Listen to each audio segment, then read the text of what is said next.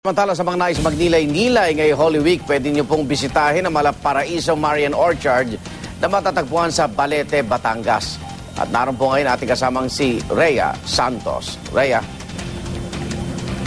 Yes, Igan, sa mga naghahanap nga ng mapupuntahan ngayong Semana Santa, silip sa ilang lugar sa Europa ang makikita dito sa Marian Orchard sa Balete, Batangas. Sa tinatawag po na Sacred Heart Tower na makikita nyo po dito po sa likuran ko, ay makikita ang replica ng statue ng Christ the Redeemer ng Brazil.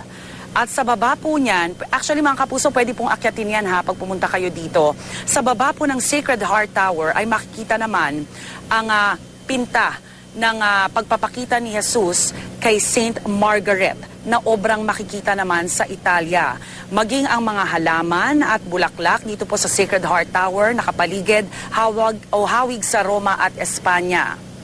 Sa bukana naman po ng Marian Orchard, makikita yung Plaza of the Apostles, kung saan makikita po ang life-size images ng mga apostoles ni Jesus. Yan po mga kapuso, kung gusto nyo pong magnilay at magdasal, masasabi pong ito po ang perfect place para po malayo po tayo sa ingay at gulo ng syudad. Inaasahang ngayong Huwebes Santo at Biyernes Santo ang dagsa ng mga tao dito po sa Marian Orchard. Karaniwang umaabot po ng 60 to 70,000 pesos. Ang 60 to 70,000 katao po ang pumupunta dito sa Marian Orchard para po makapagnilay-nilay at magdasal. Pero ang pinaka-inaabangan po ay itong Easter Dawn Mass sa linggo na ginagawa dito sa Sacred Heart Tower. Pangungunahan po ito ni Archbishop Ramon Arguelles. At matapos noon ay mamimigay ng nilagang itlog sa mga dumadalo. Bukas po ang Marian Orchard mula alas 6 ng umaga hanggang alas 6 ng hapon. Pero pagdating po ng Biyernes Santo